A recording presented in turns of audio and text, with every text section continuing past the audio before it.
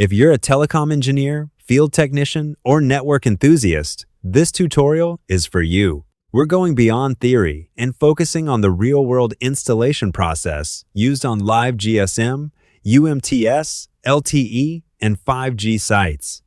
In this video, you'll learn how to properly mount a ZTE remote radio unit, connect power cables, optical fibers, and AISG cables, verify hardware compatibility, and avoid the common mistakes that can lead to alarms, service degradation, or costly site revisits.